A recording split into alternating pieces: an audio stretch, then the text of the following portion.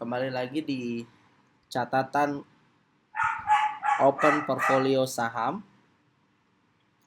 Sudah 2 minggu saya tidak bikin video dari catatan Open Portfolio Saham saya, dikarenakan di 2 minggu yang lalu, semenjak tanggal 14 Juni terakhir saya buat video, itu tidak ada transaksi pembelian maupun penjualan dari saham yang saya miliki sekarang. Nah, kebetulan di minggu terakhir bulan Juni kemarin saya cukup aktif di bursa saham. Nah, selanjutnya saya akan jelaskan lebih detail setelah saya membacakan kondisi portfolio saat ini.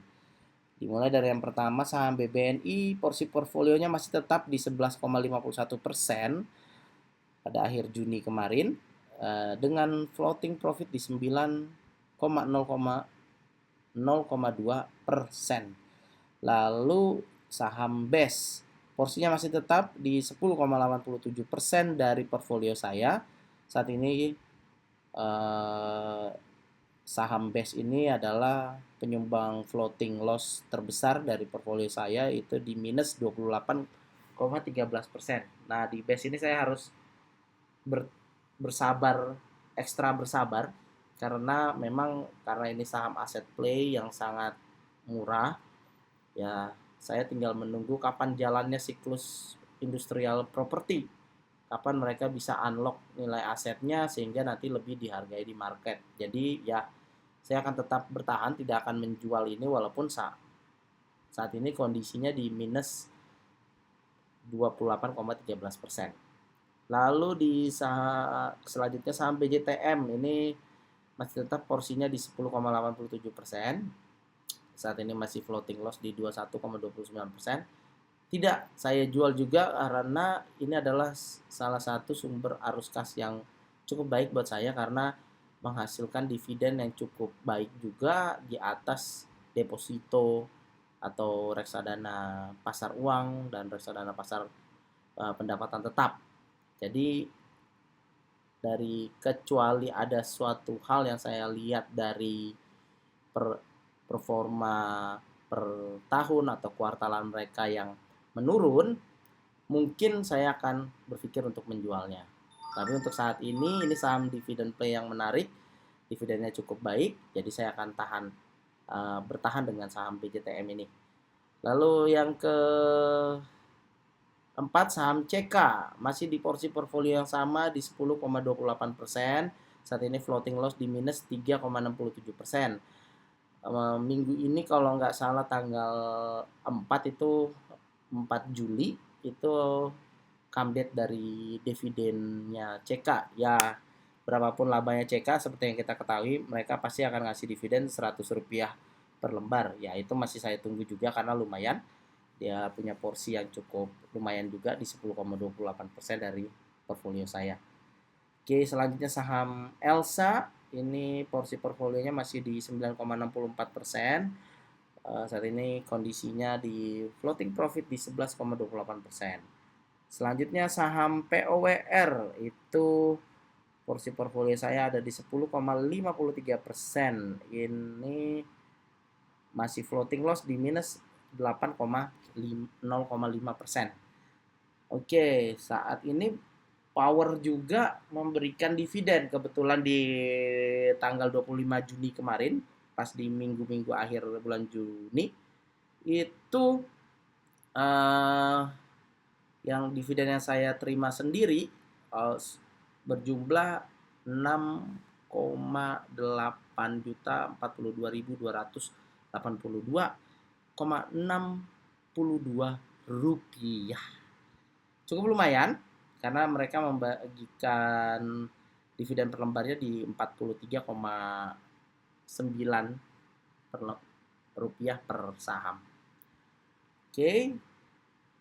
Selanjutnya di saham PTBA itu ada di 12,45%, masih tetap.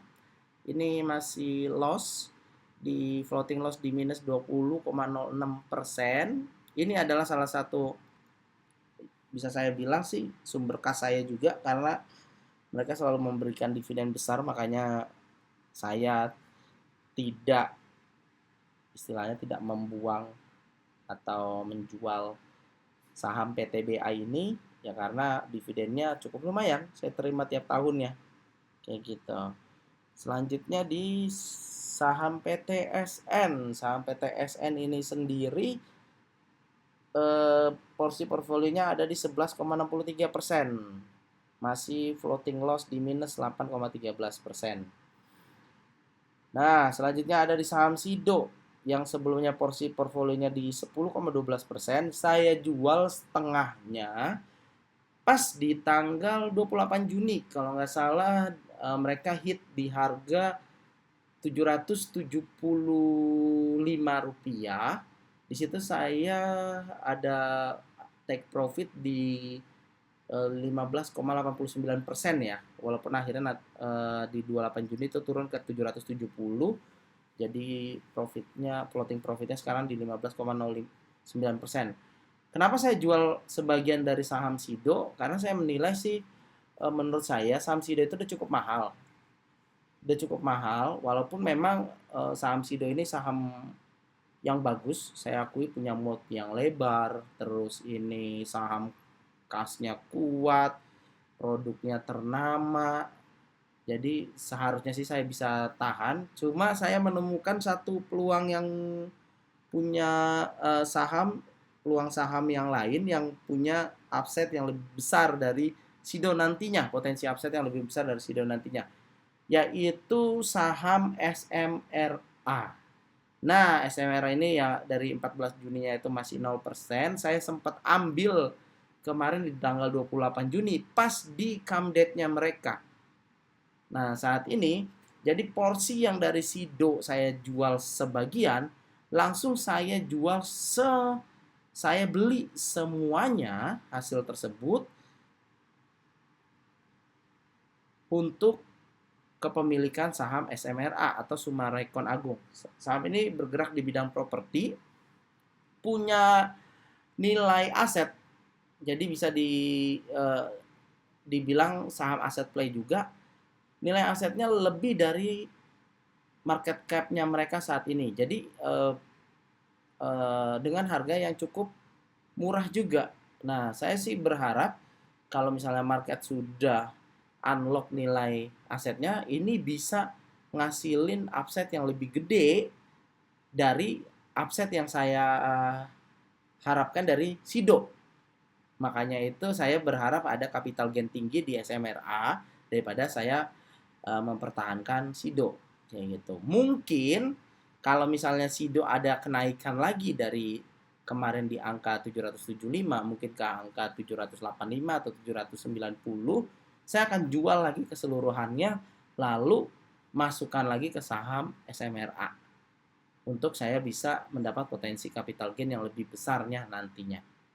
Oke, dengan penjualan saham Sido lalu ada dividen dari POWR, kayak saya jadi meningkat dari yang sebelumnya 1,43% naik ke 2,10%. Oke, ini adalah saham yang akan saya pegang selama bulan Juli. Nantinya kalau misalnya saya ada melakukan pembelian, penjualan atau penerimaan dividen, saya akan merekam video lagi apa yang terjadi terhadap portfolio yang saya manage saat ini. Untuk saat ini cukup sekian dari saya sharing portfolio saham saya di akhir Juni. Semoga di bulan Juli atau di semester kedua ini performa IHSG kita bisa lebih baik lagi sehingga portfolio saya ataupun portfolio teman-teman di rumah bisa meningkat lebih baik lagi dibandingkan semester 1 2024. Amin.